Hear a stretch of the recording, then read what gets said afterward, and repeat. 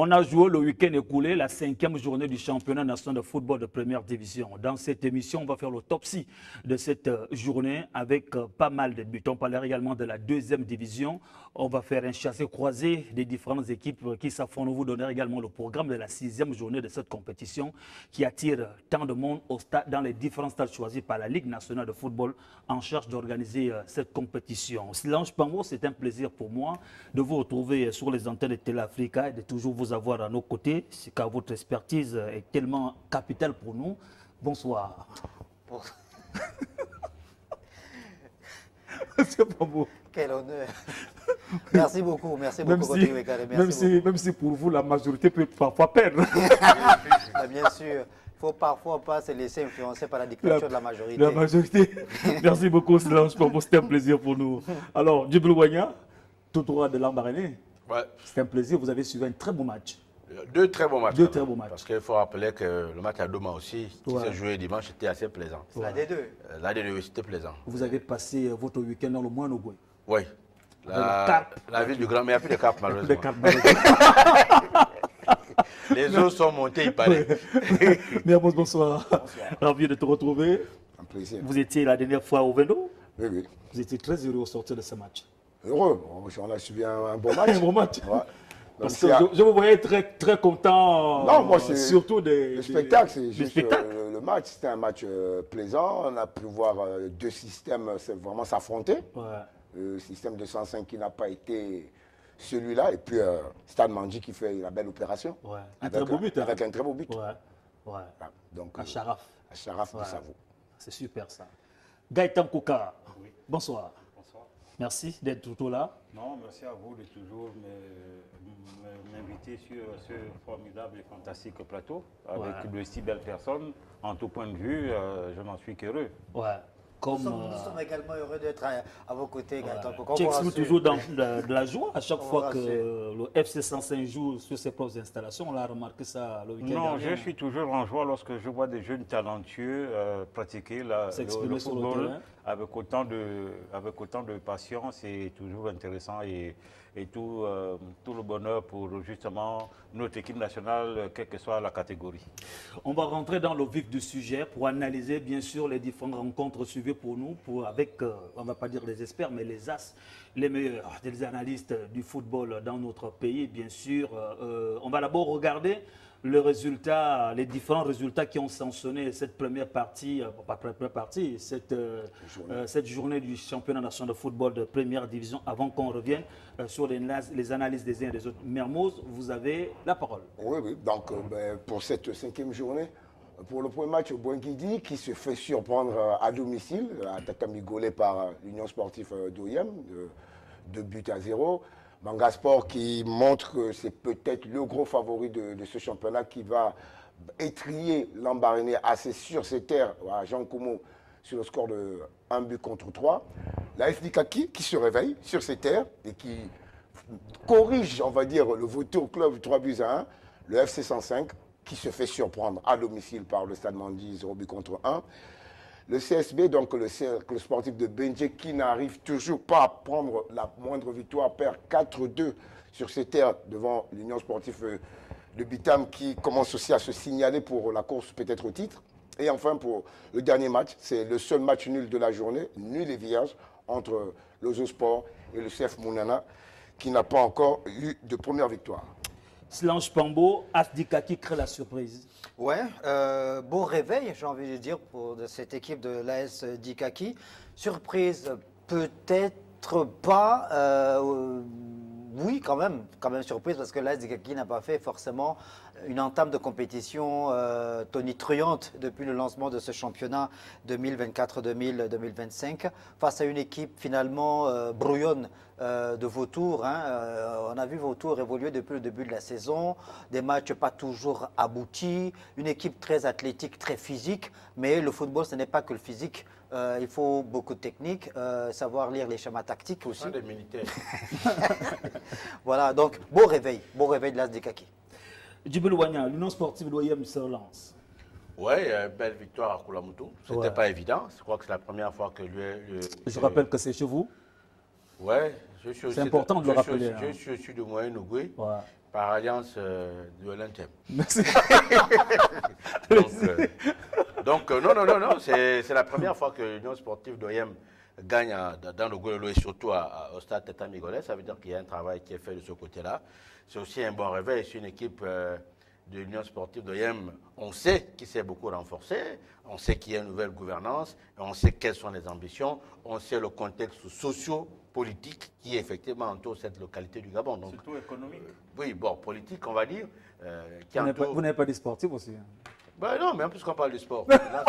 C'est nous qui mettons maintenant, qui révalorisons ces aspects-là dans le sport. Les autres ingrédients. Les ingrédients dans le sport, non.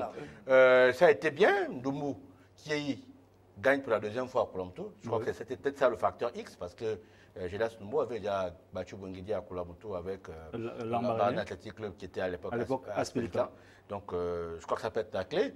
Et puis en son sein, à l'USO, il y a aussi Guestin, qui est on va dire, un des membres, un acteur fondateur de Bongidi, puisque Guestin a été non seulement entraîneur adjoint de Bongidi Sport à la montée, et puis il a joué aussi avec Bongidi Sport lorsque l'équipe jouait en 3e division.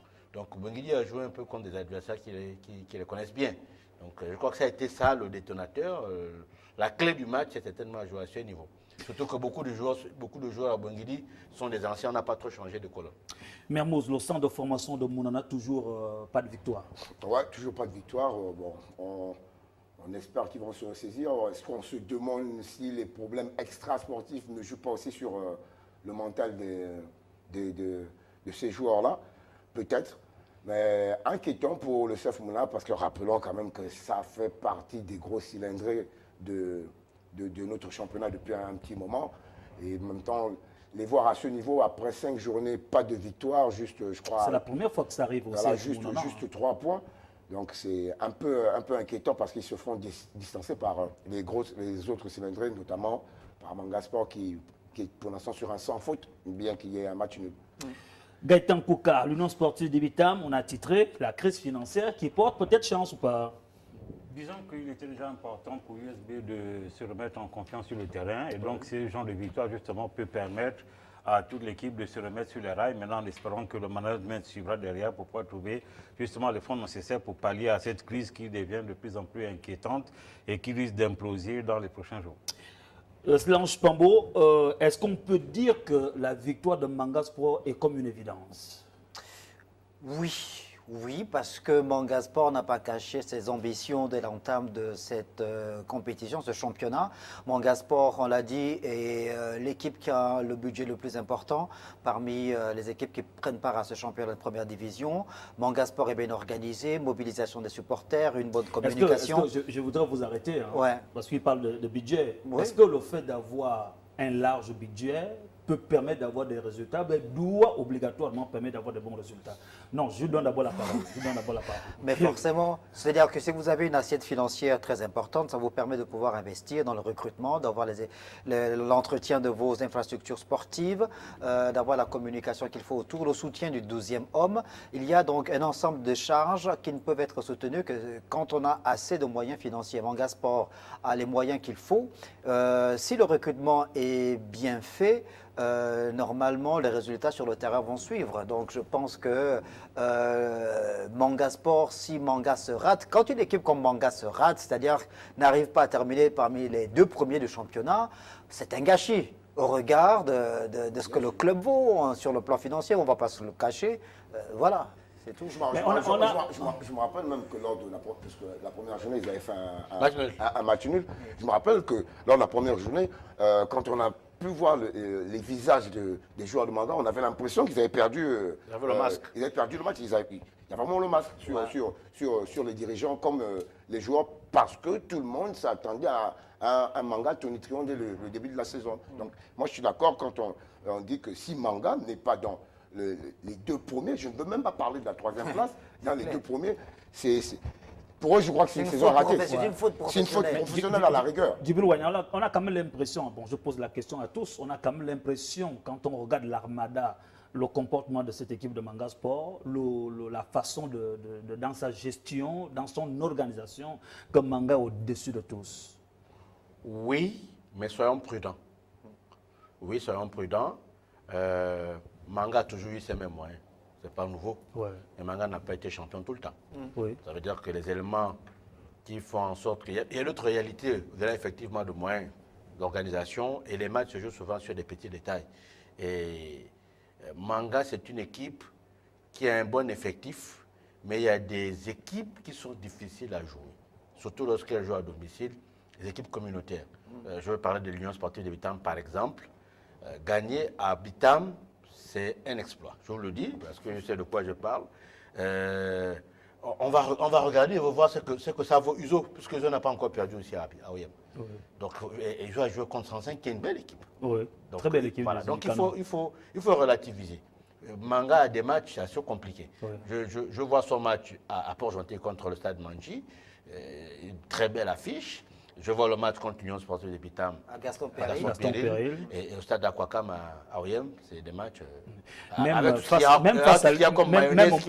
au match retour face au CMS, hein, parce que le CMS a toujours tendance à neutraliser. La difficulté, c'est que, je veux dire, la difficulté, c'est que les équipes qui jouent à l'estuaire, au-delà de 105, qui jouent à Monédan et qui sont dans la province des estuaires, ne jouent pas forcément sur le terrain. Ouais. C'est une réalité. Voilà, la réalité, c'est ça. Ouais. Et c'est pourquoi je crois que 105 insiste pour jouer à Ovendo. Malgré tout ce qu'il y a par pas insuffisance, mais comme sollicitation pour qu'ils viennent jouer. Et ils ont essayé de recevoir. Et je crois qu'ils savent pourquoi ils veulent recevoir. Ouais. Parce qu'une équipe doit avoir son encre. Son encre, voilà. Voilà. Mermoz, le classement à l'issue de cette cinquième journée. Alors, donc, le classement à l'issue de cette cinquième journée, ben, c'est Manga Sport qui fait la belle opération suite à la défaite de Boinguili, qui s'empare de la tête du championnat avec 11 points. Pour l'instant, c'est l'une des équipes invaincues de ce championnat avec la OCMS. En deuxième position, donc, Bitam aussi qui fait une belle opération puisqu'elle prend la deuxième place à Boinguili grâce au goal average. Donc Boinguidi qui descend à la troisième place dans ce championnat. Et aussi une autre belle opération, décidément beaucoup de belles opérations, l'Union sportive d'OIM avec sa victoire à Tatamigolé qui lui permet de venir au pied du podium. Après maintenant nous avons ce fameux ventre mou avec le Stade Manji, la SDK qui se replace avec sa victoire. Et le FC 105, 7e, donc vraiment dans le ventre mou, qui perd beaucoup de place suite à cette défaite face au Stade Manji. Maintenant, nous avons la OCMS qui, on va dire, est cette équipe qui stagne, bien qu'elle n'ait pas encore eu la moindre défaite. Maintenant, en bas de ce classement, le CF Mounana qui inquiète, pas de victoire, tout comme le CS Benje qui n'a qu'un seul point après 5 journées. Gaëtan Koka, une petite analyse sur ce classement. Oui, disons que sur un plan comptable, nous sommes à la 6e journée. La 6e journée, normalement, de la première à la 6e, c'est 18 points. Donc sur 18 points, la 5e. Donc Manga Sport est sur un plan comptable assez bien positionné. Maintenant, comme on l'a dit, hein, au regard du budget de Manga devrait en principe, de par son recrutement avec son budget énorme, devrait à la limite survoler ce championnat. Parce que rappelons qu'un budget aussi, c'est d'abord avoir cette assise, comme le rappelait si bien M. Pambo. Mais maintenant, tout va se passer dans le management et la qualité justement de l'effectif. Donc quand on regarde, les équipes qui ont mieux démarré cette compétition se retrouvent logiquement en tête au haut de tableau. C'est cohérent. Silence Pambo. Oui, en tête de tableau. Pour ce qui est de Manga Sport et de l'Union sportive de Bitam, évidemment, on a le classement sous les yeux et on constate que rien n'a effectivement joué entre le premier et le deuxième. 2 petits points d'écart. Le premier jusqu'au troisième, même jusqu'au quatrième, l'USO, qui n'est qu'à 3 points. Après, oui, un match, juste un match. Après, attention, l'écart commence à se creuser entre Manga Sport, le premier, et 105, qui est 7e. 5 points d'écart déjà. Attention pour le canon 105. Ça risque d'être difficile pour ces équipes qui sont à partir de la 7e position jusqu'à la 13e de rattraper le train qui est mené par Manga Sport. Boinguidi, l'Union sportive de Bitam. Alors, on reste avec vous. Est-ce qu'on ne peut pas s'attendre à un bouleversement? Est-ce qu'on peut dire que ça y est, les grandes figures sont en train de faire preuve de démonstration de force? C'est clair que la démonstration de force, elle est faite depuis le lancement du championnat. Manga Sport est aux premières loges, à sa place. Finalement, l'Union sportive de Bitam, Boinguidi Sport, l'Union sportive d'OIM. Les cadors sont là, bien présents. Ils font honneur à leur statut par rapport à l'ambition nourrie par chacune de ces équipes-là. Donc, à ce niveau-là, pas de surprise. Gaëtan Moi, Kouka. je quand même, j'ai peut-être un signal à donner. Il faut quand même, faut regarder un peu l'Ambarana Athletic Club. Je crois que Dites-nous tout il y a sur des choses l'Ambarana. qui- Vous étiez à il y a des l'Ambarana. choses- il y a des choses- il y a des Jean choses- Koubou, vous il y avez a- assisté il y a à des ce choses match qui peuvent se entre passer Lac et là-bas. Mangastor. Parce que l'Ambarana, on a vu, c'est une équipe qui joue bien. Elle joue bien, Ouais. sauf qu'elle a un problème de finition. Non, mais c'est la particularité, excusez-moi de Qui vous cause couper, problème? de tous ces toutes les équipes là jouent bien. Hein? Il n'y a pas dans l'élaboration du jeu, il n'y a pas un écart mais vraiment abyssal entre les cadors et les équipes qui jouent le bas Mais je vais du vous dire que tableau en termes d'élaboration de c'est une équipe qui joue bien Oui. et qui a quand même des noms. Parce que bon, son artificier Malik Evona a encore marqué ce week-end. Ouais. 2 matchs de but. Voilà, donc il y a des choses qui vont certainement arriver. D'ici là que Saturnin Bella ne parte pas à Madagascar. On sait que C'est lui le coach. il est manager général. Il y a une Manager information. général. Oui, Il y a une il information. est manager général de l'équipe. Ouais. Du Lac. Du Lac, Ouais. oui. Et pour l'avoir connu, pour l'avoir eu à mes côtés, voilà, je sais que c'est quelqu'un qui tactiquement, dans l'envie, dans la transmission. Moi, j'apprécie beaucoup sa l'élaboration du détermination, jeu, son dans, esprit. dans de le management, dans le management tactique, je sais que c'est quelqu'un qui est assez intelligent. Ouais. D'ici la phase retour, s'il ne va pas à Madagascar, le duo, l'affinité ou la complicité que j'ai vue avec Mbambi, je crois que ça peut nous réserver des choses. Gaëtan Kouka, on revient sur les équipes au bas du tableau. C'est gravissime quand même. À 5 journées du championnat, Mounana qui est sur le rouge. Oui, Mounana, ça peut se comprendre. Avec parce Benji que- également. Oui, oui. Parlons d'abord de Mounana. Mounana, ça peut se comprendre parce que ne perdons pas de vue que le président-manager Hervé Patrick Opianga avait créé au-delà du cadre professionnel ce lien très affectif avec non seulement son encadrement technique, mais l'ensemble de son équipe. Donc, le fait d'être dans ces conditions, effectivement, sur le plan mental et psychologique, peut affecter les joueurs. Et donc, se relancer peut être compliqué. Maintenant, nous espérons que les joueurs vont faire preuve de caractère comme l'a été leur président et beaucoup de ressources mentales pour pouvoir revenir. Donc nous avons jusqu'à la 8e journée pour nous prononcer. Bien, maintenant en ce qui concerne le cercle sportif de Benji, une équipe qui nous a toujours habitués à de belles choses, hein, des bonnes entames de championnat. Là, malheureusement, ce n'est pas le cas. C'est tellement que sur le plan administratif et sur le plan technique, il y a des soucis. Donc, c'est qui peut expliquer les résultats. Mais il est important pour le cercle sportif de Mendy de se rattraper rapidement parce que la relégation n'est pas loin. Donc, vivement que tout le monde prenne conscience de façon à relancer le championnat. Mais du point de vue statistique, évidemment que rien n'est fait. À ce Effectivement, on va regarder les statistiques. Ouais. D'abord, permettre à Mermoz de nous donner une idée de ces statistiques au sortir de cette au sortir de cette 5e journée. Nombre de buts inscrits, Mermoz. Donc, on a pour cette journée quand même un bon nombre, 17 buts. Ouais. C'est un but de moins que le record qui avait été de 18 et 4 buts de plus par rapport à la précédente journée. Donc 17 buts, ce qui nous fait à peu près une moyenne de 2,5 buts par match. 27 avertissements, 3 expulsions, une victoire à domicile, 4 à l'extérieur. C'est peut-être le fait notable de cette journée qui montre le fait qu'on dit c'est grosse surprise et c'est bon qu'on a pu voir sur le classement. Beaucoup de conquérants. Voilà. Un seul match Les nul. équipes qui savent voyager. Voilà, un seul match nul et en plus nul et vierge, un penalty et puis un but contre son camp. Silence Pambo. Vous souhaitez revenir sur les statistiques? Oui, sinon les stats, c'est pour dire qu'en fait, les équipes qui sont au bas du tableau ne sont pas encore condamnées. Quand vous regardez la position de Mounana, de CSB, vous voyez, Mounana a 3 points, CSB 1 point, mais le 10e vautour n'est qu'à 4 points. N'a que 4 points. Donc, d'une victoire, deux victoires, tout peut basculer. Donc, on n'est qu'à la 5e journée. Alors, tout est encore jouable. Gaëtan Kouka, on regarde le nombre de buts sur penalty. Ça veut dire qu'il y a quand même les défenses, il y a de l'intelligence à la défense. Un seul penalty. Hein, oui, Gaëtan? ça veut dire que ce championnat est quand même particulier parce que, comme je le disais, il met en évidence beaucoup de jeunes et j'avoue être agréablement surpris. Aujourd'hui, vraiment, pardonnez-moi, je me dois de faire quand même cette observation. Aujourd'hui, vous voyez, nous avons des joueurs même juniors dans toutes les équipes. Donc ça veut dire qu'aujourd'hui, si on était tous regardant ou on avait la même vision de développement, on aurait eu aujourd'hui, dans toutes les catégories au niveau de l'équipe nationale, des joueurs compétitifs. Et donc ça, c'est vraiment un facteur très important. Et donc là, vous voyez que l'équipe nationale A pêche aujourd'hui parce qu'il n'y a pas de doublure. Donc là, nous avons une bonne relève de par les différentes équipes que nous voyons au niveau sur le compartiment défensif. Donc il appartient maintenant à chaque encadrement technique et donc à la direction technique nationale d'être très regardant, d'indexer chaque joueur, de pouvoir le suivre, de voir ce que ça va donner à la fin. C'est vraiment une très belle surprise de sortir de 10 années d'arrêt, comme j'aime à le dire. Mais vous abusez aussi, c'est non, pas non, 10 arrêts. non, Faut mais pas je- aussi... ne faites monsieur- pas dans l'émotion, monsieur Non, Foucault non. Gaëtan. Vous savez que je n'ai jamais été motivé, je suis rationnel.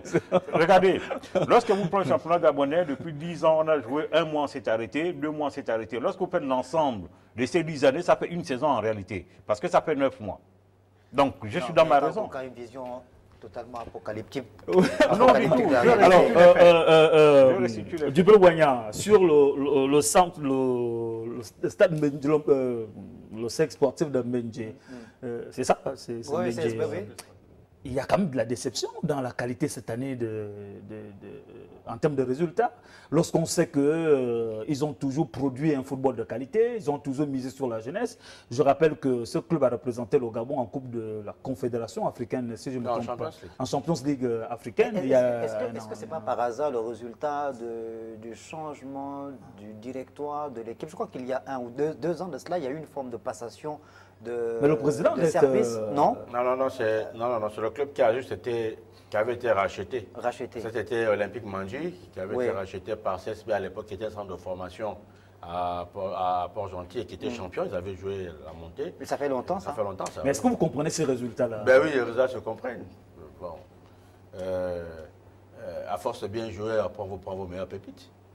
Vous savez par exemple que le Prince Moulé était à CSB. Oui. Voilà, donc voilà, on prend Parce que quand vous regardez également le stade Mandjou jouer, on a l'impression que tous les joueurs du CSB se sont déportés du côté du stade, C'est ce que je suis en train de vous dire, Mandjou. que- Est-ce que c'est voulu Non, ou bien ça pose la le- mauvaise gestion Non, ça ou- pose le problème de la protection des équipes qui forment, la protection des joueurs formés au club, la création d'un cadre juridique qui permet à ceux qui forment d'avoir la main sur leurs joueurs. C'est vrai que Mais on est dans un marché. oui, je suis d'accord. C'est vrai que c'est vrai. Non, c'est vrai que c'est c'est vrai que ça existe. Il y a des normes. Je pense que la solidarité des présidents de clubs fait en sorte que certains ne posent pas le problème. C'est ça peut-être le problème. Mais c'est une norme qui est déterminée par la Fédération internationale de football.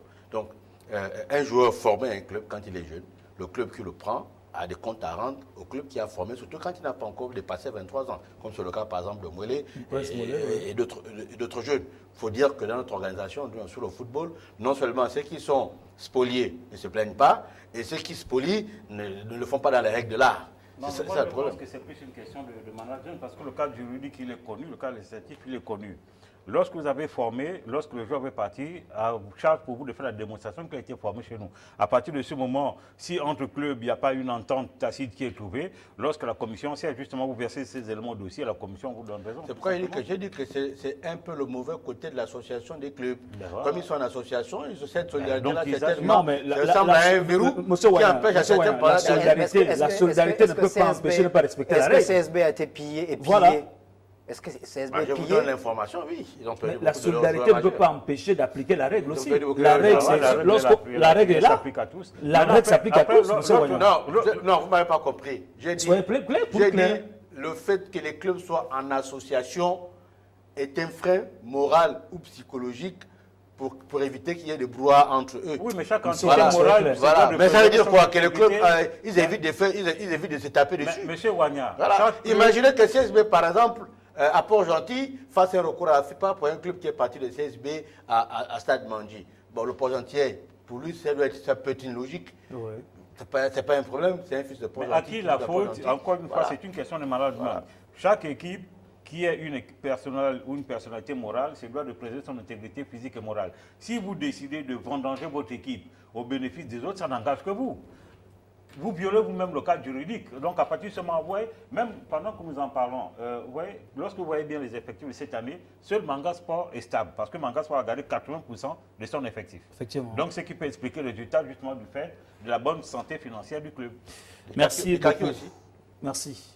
Par exemple, Mermoz, quelqu'un on va va revenir bouger avec aussi, vous hein, par au sujet de, Au sujet des hommes du match, Djibril Wanya, vous avez été à Lambaréné. Slange Pambo a été du côté du stade Idriss Ngari Dovendo. Mermoz également. Là, c'est Koulamoutou. Voilà, ça c'est un joueur de l'USO. Ouais. Voilà. Donc, pour les hommes du match, là, on voit le joueur de l'USO, Doukaga Nyati Alex, qui a marqué le premier but même de cette rencontre où l'USO allait surprendre Bouenguidi à Tatamigolé sur le score de 2-0. C'est lui qui avait ouvert même la marque, donc qui a été désigné homme du match. Pour le match de Lambaréné AC face à Mangasport, c'est Samson Bingui qui a encore été homme du match. La deuxième fois. Mais la première fois pour ce mois. Pour Djibril qui a suivi le match, paraît que Samson a montré toute son expérience. Oui, c'était un chasseur croisé entre Mouélé et Samson. Oui, d'accord. Maintenant, pour le troisième match. Mais je pense quand même que Mouélé a beaucoup pêché les passages jeunesse. Et Mbingui, l'expérience, la maturité, il a même inscrit un but.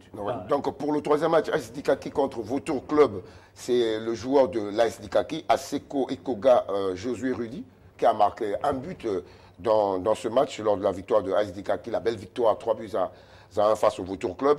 Pour le match où on était à Sibang, à Idriss Ngari, à Ovendo, samedi, c'est Moussavou Ashraf, l'unique buteur de la rencontre qui a été désigné homme du match. Je rappelle que c'était un très beau Il ne doit qu'à son talent. Vraiment, un très beau but. Maintenant, du côté de Port-Gentil, le cercle sportif de Bédier face à l'Union sportive de Bitam, c'est Tomo Gitran de l'USB qui a marqué un doublé lors de cette rencontre avec la victoire de Bitam 4-2 sur le terrain, on va dire à Port-Gentil, sur le terrain du cercle sportif de Bédier. Et pour le dernier match, score nul et vierge entre l'Ozo Sport et le CF Mounana. Donc, quand on a un match nul, notamment pour l'Ozo Sport face à Mounana, le plus souvent, c'est toujours soit la défense, soit la défense ou le gardien de but. Eh bien, c'est Ngon Luc, le gardien de l'Ozo, qui a été désigné homme du match. Tout à l'heure, un jeune Ngon Luc de l'Ozo Sport. Mais c'est un bel exercice, celui relatif à la désignation des hommes du match, parce que les journalistes sportifs y mettent véritablement du leur, en mettant en relief plusieurs critères d'ordre technique, notamment qui permettent de pouvoir départager. Et on est convaincu aujourd'hui, au bout de 5 journées, que les joueurs eux-mêmes qui prennent part à ce championnat ont pris la mesure de la chose et ça donne avec toute la détermination possible sur le terrain pour être désigné homme du match. Et donc, justement, ça nous fait découvrir aussi des pépites. J'ai l'impression que beaucoup de jeunes, avec ce prix, sont conscients maintenant qu'il faut faire du beau jeu pour pouvoir être élu homme du match. Et j'ai l'impression, quand je regarde les différentes rencontres, qu'il y a beaucoup de jeunes qui essaient de s'appliquer au maximum pour faire de belles prestations. Alors, on va revenir sur le joueur du mois, Prince Mouélé, Djibril Wanya, que vous connaissez parfaitement, qui est en image. Ouais, bon, c'est un jeune international dans l'équipe de jeunes. Bon, normalement, son talent nous a tous rendus mieux. Ouais. Parce que Lambaréné encore, samedi, il a fait un très beau match. Je crois que... Vous avez eu du pain sur la planche pour désigner l'homme du match. Ben, il n'y avait pas que lui. Entre Mbengui, il n'y avait pas que lui. Il y a Kabine Ambela aussi qui a fait un très bon match. Avec, je crois qu'il doit avoir son but. Peut faire partie des buts de la journée avec celui du Stade Manger. Oui. C'était un retour acrobatique, c'était un très beau but. Et puis il a fait une bonne rencontre. Et puis il y avait aussi le gardien de but. Oui. Le gardien de but de Lambaréné Athletic Club, qui effectivement, au-delà des buts encaissés, mais c'est un jeune qui a démontré beaucoup de qualités, dont le coup de pied.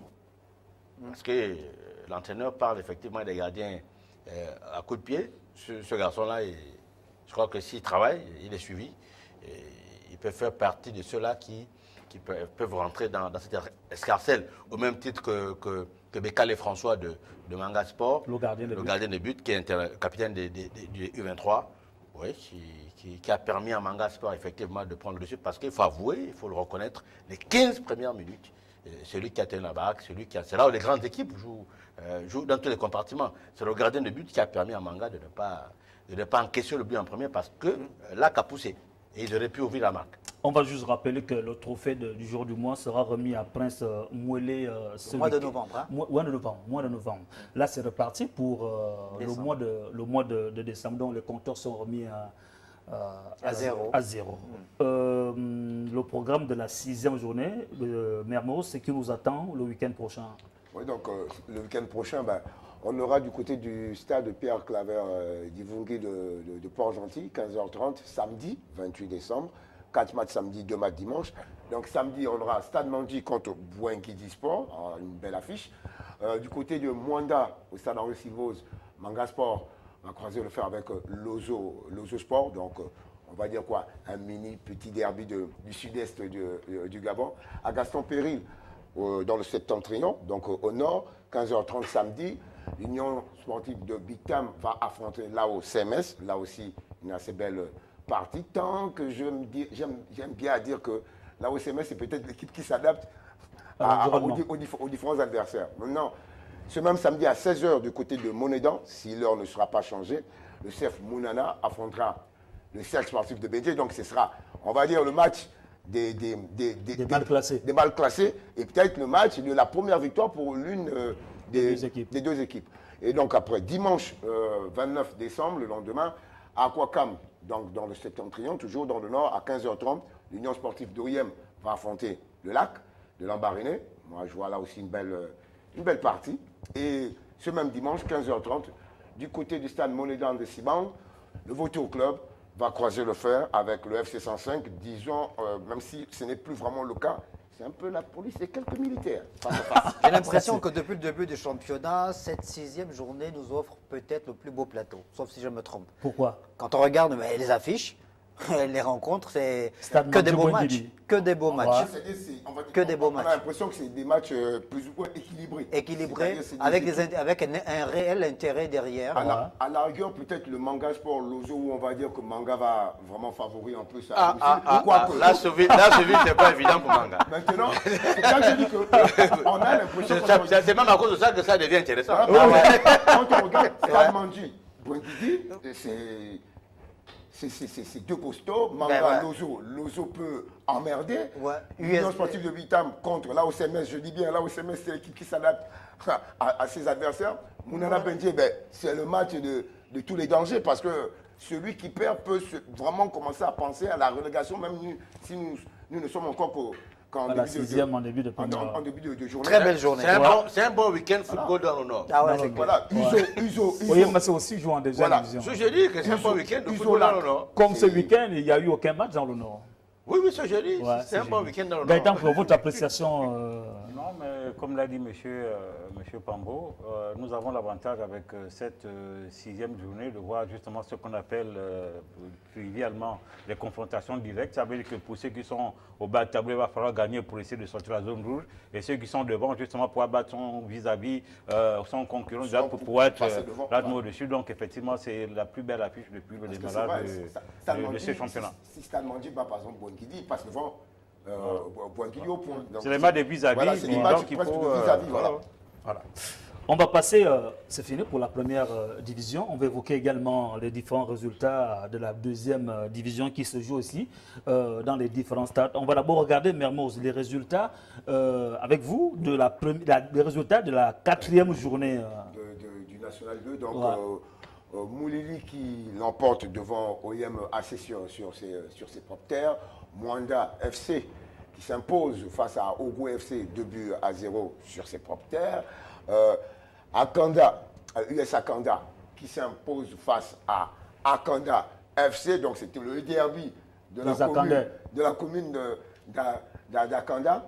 Adouma FC qui prend le dessus sur Missile, ça ne va pas vraiment fort pour Missile cette saison dans, on va dire, ce championnat de deuxième division. Donc Adouma qui l'emporte 3-0 face à Missile. Et ça ne va pas aussi fort pour l'équipe chère au général Jean-Boniface Assélé, au Ndiambi, qui a été battu sur ses terres par le stade Migovéen. Ndiambi qui n'a pas encore aussi la moindre victoire. Le classement à l'issue de cette 4e journée, Mermoz. Donc le classement à l'issue de cette 4e journée de la deuxième division. De la deuxième division, c'est Moulili qui est en tête avec 8 points après 4 journées. C'est la seule équipe invaincue de cette deuxième division, suivi de l'US Akanda et de Adouma, d'un bon groupe d'équipes à 7 points avec US Akanda, Adouma, le Stade Nigovéen et Mwanda FC, donc qui suivent juste derrière à 1 point. Après, dans le ventre mou, nous avons OYMAC qui fait vraiment office du vrai ventre mou avec ses 6 points, seul à 6 points. Et après, on va dire un peu, c'est les équipes qui sont un peu à la traîne avec Logwe, FC, Missile, FC qui n'ont que 3 points. Akanda FC qui est le premier non relégable avec seulement 2 points. Et comme je le disais, Ombilanziami, Mouila et donc Akanda FC, ces 3 équipes n'ont pas encore la bonne victoire ainsi que Missile FC. Donc les 4... Il faut rappeler que Mouila a perdu par pénalité son match contre Adouma suite à la réserve. Ce qui permet à ce que Mouila, c'est ça? Oui, ils descendent et qu'Adouma remonte un peu au-delà de la victoire, la belle victoire d'hier contre la formation de Missile. Il faut rappeler que les équipes ont joué avec des bancs de touche très réduits. Missile a joué à 11 parce que ces joueurs civils ont les bruits de bottes, paradoxalement. Donc ils ont joué avec les 11 militaires de l'effectif de Missile. Et Adouma FC a joué avec 11 joueurs parce que d'autres n'étaient pas qualifiés. Gaëtan Kouka, analyse. Non, mais ce qu'il faut dire, du classement. Et des résultats aussi. Non, mais je pense que l'équipe qui, pour l'instant, montre le bon visage, c'est Moulili, qui le démontre, suivi d'Akanda et d'Adouma. Maintenant, après, le point, on va dire, la tâche d'huile, c'est Missile. Comment une équipe militaire, je dis bien, j'insiste, une équipe militaire qui est en pleine transition, c'est un paradoxe, se retrouve désorganisée.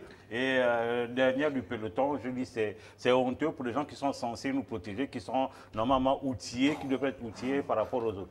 Non, monsieur Pambo, c'est le cas de dire parce que les joueurs qui grèvent, les civils grèvent à Missile parce qu'ils n'ont pas reçu leur salaire. Voilà, on va revenir avec cet état de fait-là. Donc les militaires qui ont joué, les 11 militaires ont joué parce qu'ils sont salariés de l'armée. Ils sont dans l'obligation de jouer. C'est l'obligation militaire. On va revenir sur la situation de Missile. Il faut comprendre la bonne information. On revient également, puisqu'il y a un rebondissement sur l'affaire de l'USB, l'Union sportive de Bitam. Djibril Ouagna a les bonnes informations à ce sujet. Je pense qu'on aura l'occasion d'y revenir. Certains estiment que certains clubs ne pourront peut-être pas aller jusqu'au bout. D2 et D1 également, à cause des difficultés financières. Mermoz, statistiques de la 4e journée. On va voir quelques stats après la 4e journée de la 2e division. Donc, après la 4e journée, donc, on a 10 buts pour cette 4e journée en 2e division, 18 avertissements, 2 expulsions, 4 victoires à domicile. Là, on va dire que les équipes ont été très fortes à la maison, une seule victoire à l'extérieur, pas de match nul, pas de pénalty et pas de but contre son camp. Non, mais clairement, quand on regarde ce tableau de statistiques de la D2, on est vraiment en D2. Le niveau est tellement par rapport à la première, C'est la division. C'est la D2. Alors, Mermoz les buteurs, après la 4e journée. Les buteurs après la 4e journée, donc c'est Moussavou Teddy de Moulili avec 3 buts et qui est à égalité avec Mitumba Mpoulou Dave Geoffrin de l'US Akanda qui lui aussi a 3 buts.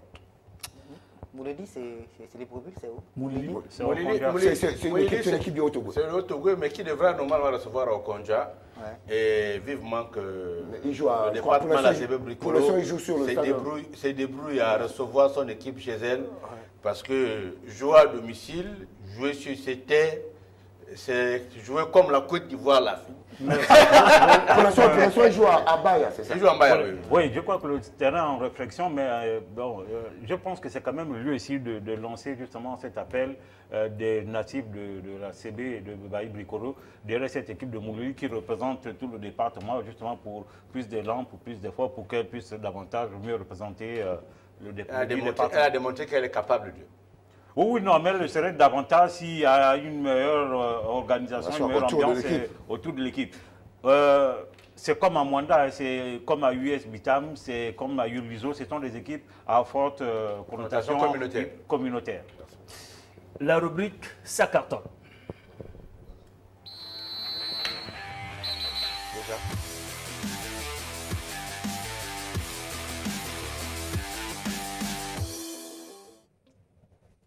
Slash Pambo. Ah, ça cartonne.